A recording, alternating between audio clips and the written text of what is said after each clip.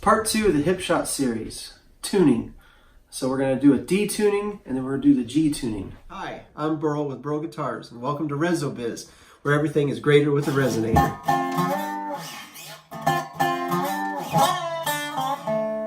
So let me explain a couple things real quick. When we tune it, of course, I've got it out of tune. So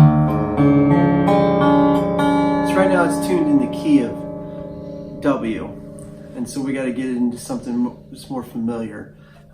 What we do is we start with the low notes, low key first. So D is lower than G, and so we'll start with the D chords. The key of D is tuned D, A, D, F sharp, A, D, and so we'll tune that first using the open or the regular tuners up at the top. So let's go ahead and I use I'm just throwing this out here. If you use an iPhone, I think it's even on a regular Android smartphone, you can get the clear tune tuning. Can you see that? Clear tune, and there's probably lots of good ones out there. It is my favorite. I've seen a lot of other guys tend to like it, so I'm throwing that little tidbit out there for you. But I'm using that on my phone to tune this. So the tuning is D, A, D, F sharp, A, D. So let's go ahead and start it with the bass string up to a D, using your open tuners at the head. Next one's an A. We'll go to D, open D, which is what is normally tuned at in a D or G tuning. Then F sharp.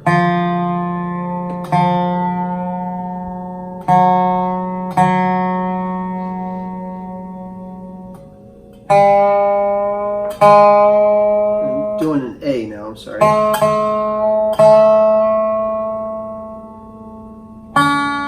I'm doing the D.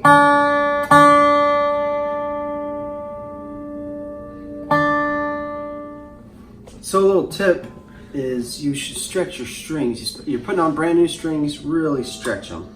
And just pull pretty good on them. Each one of them, really get them stretched out. You can see how much I'm, and I dropped it. And I just messed up the last video, stretched them. I was throwing that tip in there and somebody called, so I stretched it, it dropped it, and I stretched it again. And these are not even totally brand new strings. They're new, but they're not today's new. So it's important to do that because you're getting ready to stretch it a lot when you go to do the G tuning. I'm back on that A, D, F sharp,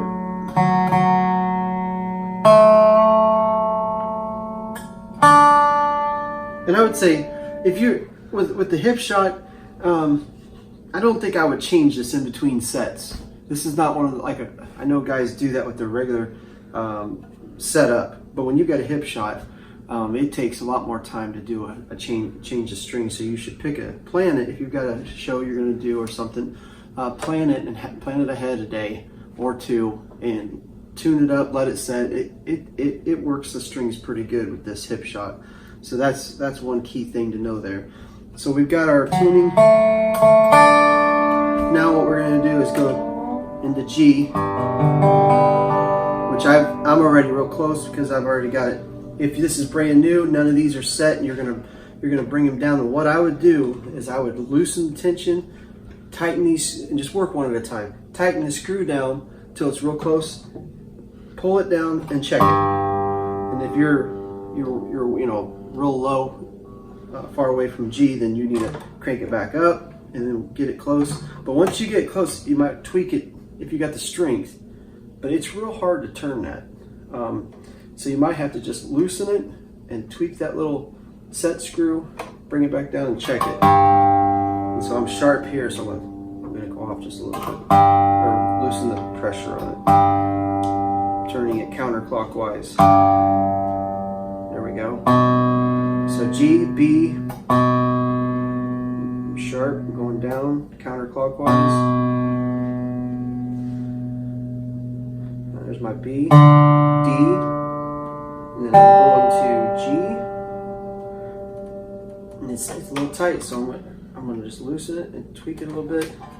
I was a little sharp, still a little sharp. Let's see if I got there.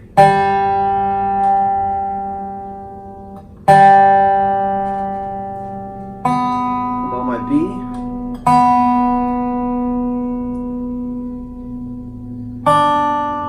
D. Now, I'll say on that B, you tune it just a little flat. Not everybody likes to do it, but you can hear it. It helps it blend a little better. You have trouble with getting that B string. Is it Andy Hall?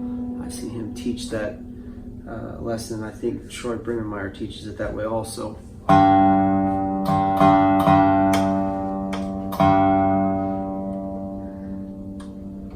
Too far with that, and now it's too hard to get up that G up, so I'm loosening the pressure. There we go. Now what you do once you get it, then you open her up and see if it's still in tune. My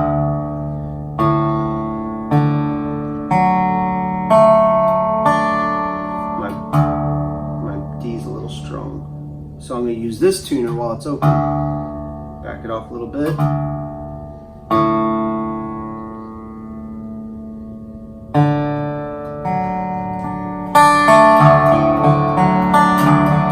That's so neat.